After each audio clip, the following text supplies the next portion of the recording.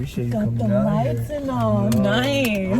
All hood like with the cables out, but how did everything begin? Because you do jewelry. It's clay jewelry, right? Yeah, For the most part, I believe. Well, it started with just clay jewelry. Yeah, and then like slowly I started to add the metal and resin into the brand. Yeah. But it's always been it started with jewelry. So how did that begin for you though? Like what was that? So it was honestly it came from my depression. I was depressed and I knew that I needed to work with my hands.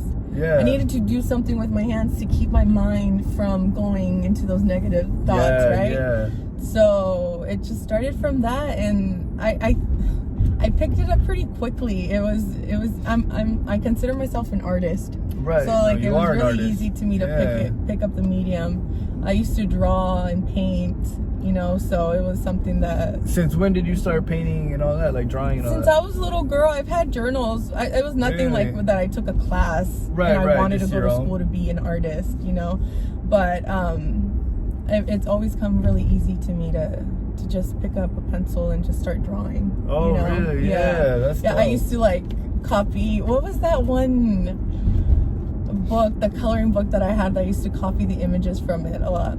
My Precious Moment. Oh, okay.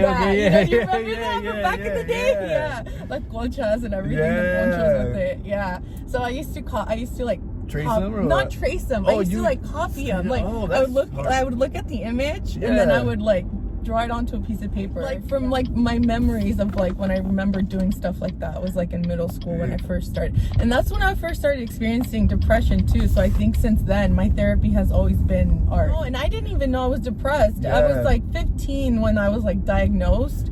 I remember going to my doctor and then asking me all these questions and then going down through a list of questions, and then at the end they're like, yeah, you're depressed. I was just like, oh. So my mom took me because I was skipping school. Oh, really? Yeah, I was skipping school. She's like, yeah, there's something wrong with this girl. Damn, I must have been real depressed. I was skipping that bitch. I was skipping class all day. I skipped my whole junior year. Damn. I went to private school, so it was a wild transition from being in a class of like 19, 20 to going to a class of like 30, 40 kids. And that was at the private school? No, at a private school. At a private you only have like more than 20 kids. That was my whole freshman class. Was 20 kids or like around 20 kids or something when I was in private school. So that kind of drew you more so to like the art then? Yeah, it started there because in elementary school, I hope she sees this because she might see it. In elementary school, I had this girl in my class named Hazel, and I remember her drawing, and her drawings were so good, and I remember I was like, I want to learn how to draw, so I would like start making myself draw. And then middle school was that girl with the anime, and then in high school it started with lettering. Back in the day, you used to make like the bubble letters and all that. All kinds so of there was another girl at that school named Kendra, and she used to have the coolest handwriting, and I actually started making my E's the way that she used to. Oh, really? Make her E's. And now I like make my E's like a backwards 3. Like, so it's just like like picking up those small little things that I thought were like so aesthetically cool. And then so from there did you say you started painting and all that? Like when did you? Oh yeah. So like I said, in middle school was the time when I started to like catch myself like picking up journals and starting to draw, even collaging, like grabbing my magazines and ripping out pages and like putting them in certain patterns. And that was all you, just seeing people do that, or what? No, well the collage came from just because I've always like not like reading magazines, but like looking at the pictures in magazines, like fashion magazines. I've always enjoyed that. So from then I used to grab the magazines, and like I said, I used to rip them up and put them together, and I'm starting to do that again, which is really cool. I find myself wanting to go back to those like things that I used to do as a little girl. And and it really sparked in middle school though, was when I started to like see myself wanting to pursue some kind of art. When I started making jewelry, I didn't know what I was doing. I was just like, I knew I wanted to do it, but I just didn't know what I was doing. So that's how I started just looking up stuff on YouTube. And is that how you came across like clay? No, I came across clay. I was looking up how to make trinket dishes because okay. I was looking for like a clay, like I used to make clay masks back in the day, okay. which is like a whole different thing. Yeah. A whole different spectrum of stuff, yeah. right? Okay. And I was looking online how to make a little dish so I could pair it with the clay mask. And polymer clay came up. I was like, well, what's polymer clay? Like, what? Yeah. I'm working with clay, but it's bentonite. It's something completely different. Oh, okay. And I look at it, I'm like, oh, cool. It's like Play-Doh. You know, like, okay. Yeah. And then I go buy some, and I'm like, wait, this is not what I thought it was going to be. This is completely different. Like, it's like an adult Play-Doh. Right. Yeah, okay. yeah. So that's how it came. And then, I mean, that was like back in like 2015 or something like that when I first saw it. And then I didn't actually start making jewelry with it until 2018, so 3 years later. Oh, wow. So you just kind of like left it alone? Or just... Yeah, I just remember just buying some and then leaving it in my closet and then not going back to it until 3 years later. What made you go back to it? Because I found it. Oh, I found it in my closet. Yeah, I was just like, oh, whoa. Like, and then this was in 2018 when I had gone through a really wild episode with my depression. Mm-hmm. And so after that I found it, and it was like almost like a godsend, you know? Right, you know, like it was almost like those little miracles that he sends you. And I saw it and I was just like, okay, I'll pick it up. And I started to work with it and I really enjoyed it. I really enjoyed it. And I was just like, okay, I can do something with this. I can actually do something. And I made a pair of earrings, and I think I wore them to my parents' restaurant, and my mom liked them a lot, and she's like, make me some. And I'm like, really? Like, you want me to make you some? She's like, yeah. So I made her some. And then another friend of mine commented on them saying that they were cute, she would want some. So I made her some too. And it just started from there. And then I don't know who suggested it, but somebody suggested that I should put them online. Mm-hmm. And then I was like, okay, I can do this. Like, I got this. I know how to create a store, because I had already created like the skincare store that I had made, the clay mask one. Oh, okay, right? Yeah. So I was like, oh, I'm just gonna use the same profile that I was using for my clay mask, and I'm just gonna turn it into something different. Yeah. So my clay mask one used to be called Loba plus Co. The same thing. Oh, okay. It was La Loba instead of Loba. And then when I rebranded Loba, I just said, okay, I'm gonna take La Loba off, and I'm just gonna be Loba. Loba, yeah. And so, what inspired that name? I was always curious about that. So Loba comes from a saying my mom used to say to me. She says, "Con lobos te juntas, aprendes a aullar." Oh, yeah. Right? So with wolves, you learn how to howl. You learn how to howl. So the company you keep, right? Or you know. And I was just like, oh, you know, it's like a negative saying, right? Right, yeah. And I was like, yeah, well, you know what, Mom? I'll just be La Loba. I'm going to be La Loba. I'm going to be the one that influences people. And I'll be, you know, I'm going to influence them to do the right thing. Hey, right? That's dope. That's a cool flip. So Loba, like, just stuck with me. Know, to me, when I saw it, I was like, oh, that's a dope-ass name. Like, Loba, you know what I mean? Right? Like, it is dope. Yeah, it's a dope-ass name. Yeah, and it's cool, too, some of your, like, pictures. I like the ones you have I like that they're, like, almost always serious. I noticed. Is there a reason behind that? I asked for that from my models. Is a serious pose, and I don't know why. I think women are always told to smile, you know, because we'll look pretty,er you know. And to me, that's always been like a no. I'm gonna go the opposite, you know. So it's like a very to me a serious face is empowering. Can't see your emotion, you know. They can't see what your next move is gonna be. You know, you keep that blank face. And to me, when I made my page, I knew I wanted to create and be able to tell a visual story with images. And I mean, maybe that's why you see a lot of shadows and a lot of and the way that I place my products. It's meant for you to like take it as it is, you know. Whatever that image makes you feel, that's your feeling, you know, that you have with that image. I remember I saw that. I told you I saw this piece you did. Yeah.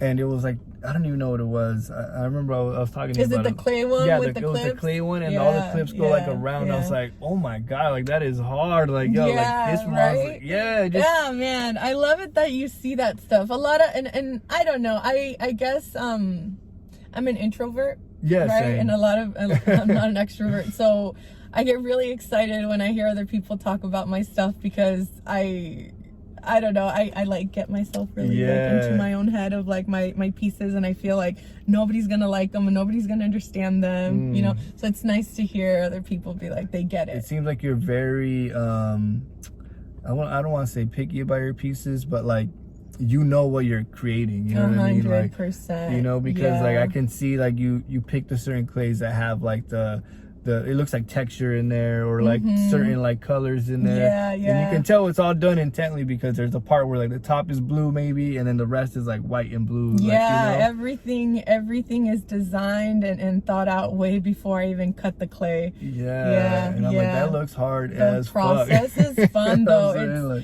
It's I even like weird myself out, like, what, like, how do I do this? Like, it's like almost I go into a different mind space when I'm creating, you know, and I come out of it and I'm just like, whoa, like, where did I go with this, you know? And even myself, like, I get amped up by seeing like my stuff get better and better the more that I do this, you know. And I'm excited for myself too, to see where this is going, because I would have never expected myself to be where I'm at the 3 years that I've been doing this already. You had done something with like, was it Virgin?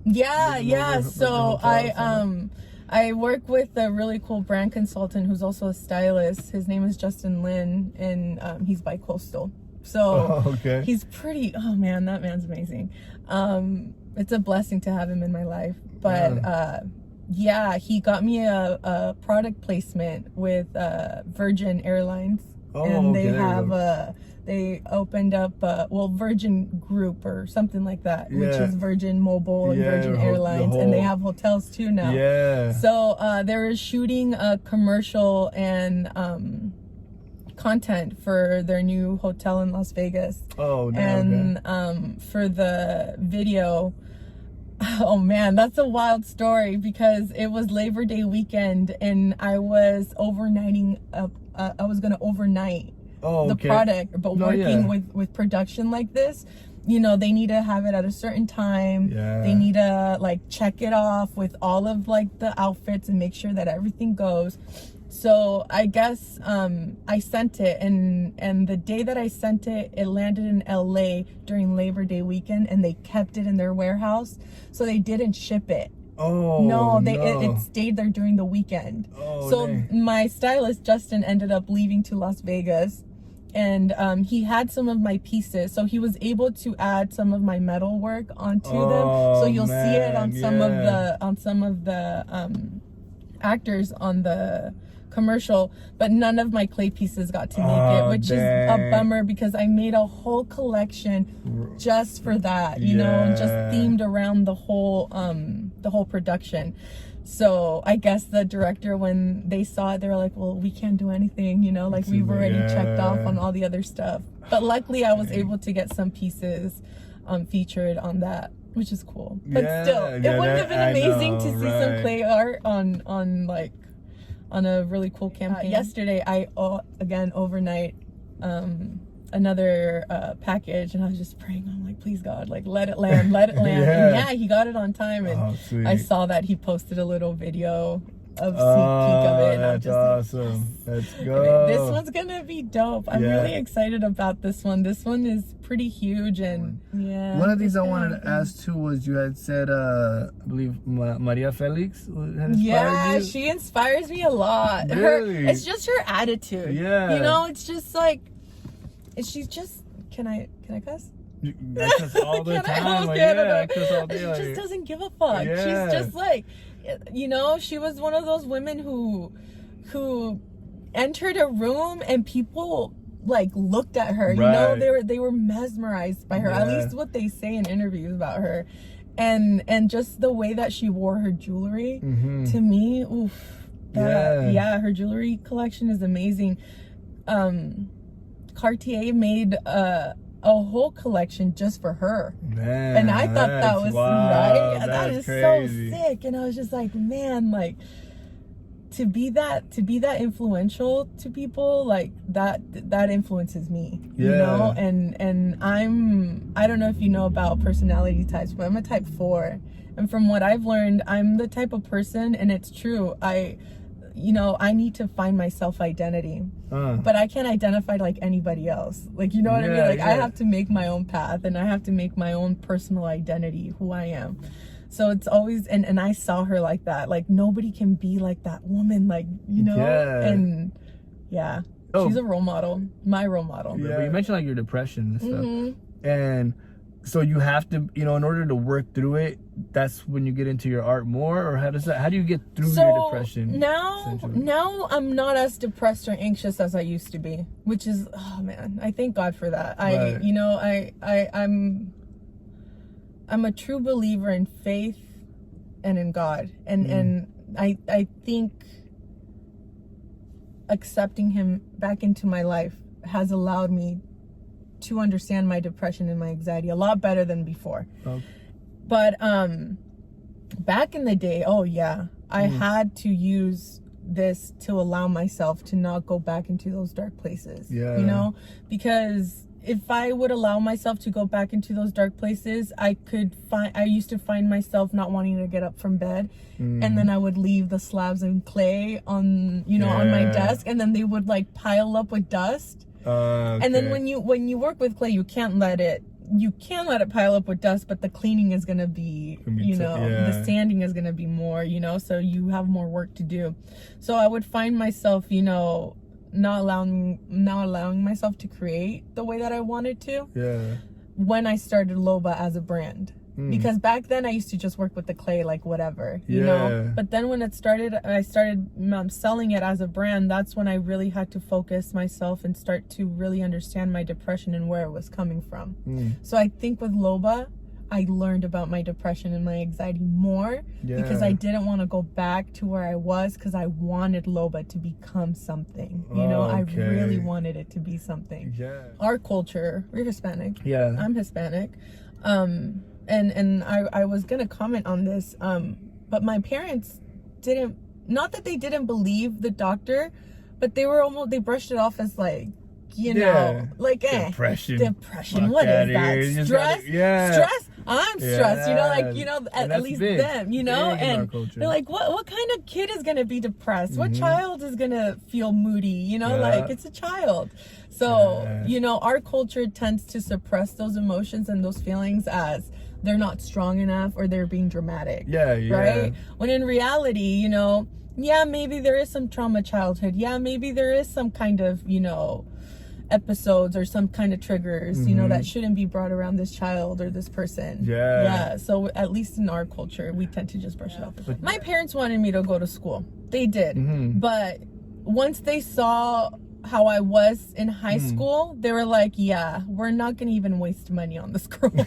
Like, let's but not. Again, again, it goes back to like, well, maybe I needed some kind of mental help, like maybe I was going through depression and anxiety too, and maybe that's why I was skipping all like school all the time and not wanting to be in class. Oh, for sure. That's definitely like a cry for help. Exactly. So it's like, in their head, it was just like, well, she's being lazy and she just doesn't want to do anything, when in reality I'm like the most hardworking person, I hustle, like, so it was one of those aha moments right now that I thought about it. No, it is, you know what I mean, because it's a lot, man. It's a lot, and it weighs a lot, and I know what I mean. I think I also saw my parents hustle with their business and then build their business from the bottom up. Like, literally, my dad almost getting their house taken away, him being picked up by ICE at his own business. You know what I mean? That's like, horrible, he's gone through so much, and he still hustled, and he and he lost his parents by the time he was 8. You know, and he didn't get to go to school. He didn't get to go to college. So I think seeing them, like, I'm like, well, my parents never went to college. I can do this too. I can do it. But that's the dope thing about coming from, like, you know, Hispanic culture, is that once you step back and look at the picture, how you said, you know, like, they didn't get any schooling, they didn't do anything. They came out here and, you know, they did it. Like, that always blows my mind now. It's like an adult. It still blows my mind. Like, it's crazy. Like, I always compare, like, bro, if I went to China right now, I'd be fucking lost. Exactly. That's exactly how it is. Like, literally, my parents immigrated to this country not knowing any English. Nothing. And to see where they are at now, I'm just like, man, like, if they can do it, anybody can do it. But still, like, my parents didn't care. And, like, I remember my dad telling me when I was younger that poco a poquito, mija. Poco a poquito. Just slowly. Everything comes to you slow. Just don't try to rush it. You know, like, don't try to rush it. So that's always been my mentality, even with Loba. It's like, not gonna rush this. I'm like, okay, I'm not gonna design for, like, 12-year-old girls. You know, I'm designing for women, you know, for women who are my age. You know, this is sophisticated women, you know. But the thing is, you're gonna get those, like, 12-year-old girls who are creating with clay right now. And they're like, oh, you know, you're creating for the young Lobas who were looking at, like, the magazines with the jewelry. Yes, exactly. You know, I'm looking at that little girl who feels different, who doesn't see herself like anybody else. And you were born in Mexico? I was. Oh, where were you born? Manzanillo, Colima. Oh, what? Dude, you might have some family out there. Yeah, dude, a lot of people from this area are from Colima. So how old were you when you migrated this way? Oh, man, I was 1. You're a baby. I was a baby. Yeah, my parents immigrated to California when I was a year old, and then they moved up here when I was, I think, like 5 or 6. We overstayed our visitor's visa. But my dad, like, I just recently asked my dad about his trajectory to the U.S. Oh, okay. You know, like, I was like, how'd you get here, Dad? Like, how did you do it? And then he was just telling me, and I was just blown away. Like, man, like, you could have been caught. You know, like, you could have drowned. Like, you could have just, like...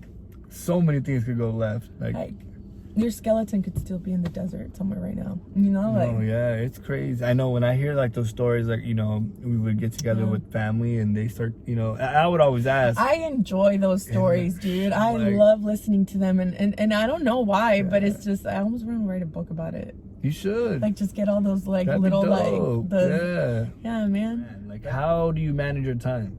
Oh, man. I'm a stay-at-home mom, so it's been a struggle. I've been trying to figure out a way to do this still. Still, man, I still don't have a good schedule down. But I've been working on Mondays and Tuesdays when my husband's at home. You know, he can take care of the boys.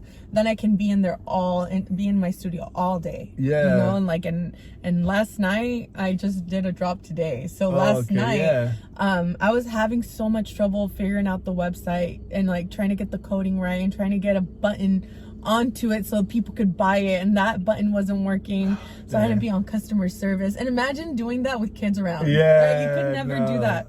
So I was like, I was thankful that all of this was happening during the time that it was during his days off, because then I wouldn't have been able to do anything. You know, and a lot of people think, you know, oh, well, don't you have a mom or your dad can help you take care of your kids? I'm like, no, they own a business. You know, they're hustling too. They have their own thing. So I've had to, like, learn how to, you know, prioritize myself and when to say no to certain things. So I'm always saying yes. Saying yes, and then I look bad when I'm like, well, I can't be there, sorry. I don't have a sitter, you know. Later you're like, oh man, I should have just said no, because then I look bad now, because, you know, I said yes and now I can't make it because now I have to come up with an excuse. The last excuse I used was I don't have a sitter, and now they're gonna think, well, she never has a sitter. Like, knowing that, like, you have your own, like, you know, jewelry that you're creating. It's not like you're just ordering shit, you know. No, like, oh, bring me jewelry. You're making this with your hands. That's what's fucking crazy to me. You know, that's another thing. A lot of people think that my metal work is something that I just buy offline and I resell it. You know, I'm like, no, like, I'm straight up curating the chain, going and now I have a lady who I work with directly who makes all my chain. But, like, I used to have to go online and find the right seller with the right price point, because I didn't want to, make it. You want to make profit, right. Well, not make profit, but not make it where it's not reachable to everybody, accessible, to people. So like another thing is I want to be sustainable in my own brand, where I'm not like making too much waste. I got you, right. I'm not saying like I'm eco-friendly everything, but like at least something, right. Like, because I want to be able to do my part when it comes to fast fashion, right. So yeah, that's I think people think I'm just like looking and choosing and just reselling. I'm like, no, I'm actually like really putting this stuff together and like designing my own stuff and trying to be as original as I can. I'm very much influenced by fashion. That influence, that like I read, I watch, I like eat fashion, so like there's that's not one, there's not, so then there's not a specific, there's not, it's range. Yeah. Like it's whatever I enjoy at that moment, whatever I like. Right now, like gold right now to me is, I love it. I never thought I was going to be working with gold, man. Yeah. It's such a blessing. Yeah, it really is. Because if it wasn't from being able to make clay and from the revenue that I've gotten with clay, I wouldn't be able to purchase gold. So it's like, and it's awesome that I can integrate gold into my clay now.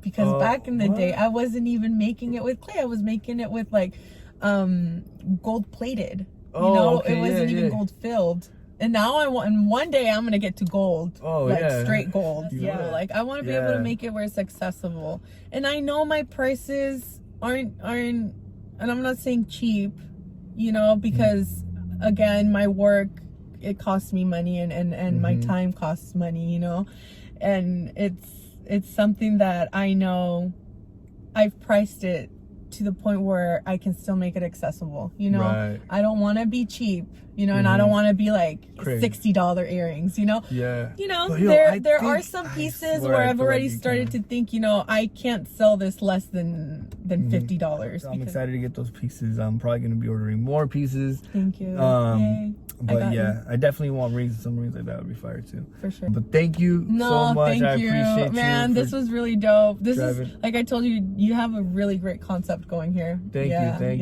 And like you're only gonna go up too, man. And it's cool how you're just allowing, the people tell their story. It comes from us. Yeah. It's not from what other people think. Dude, appreciate it was dope. Thank you. It was exciting. This was super exciting. Yes. Alrighty.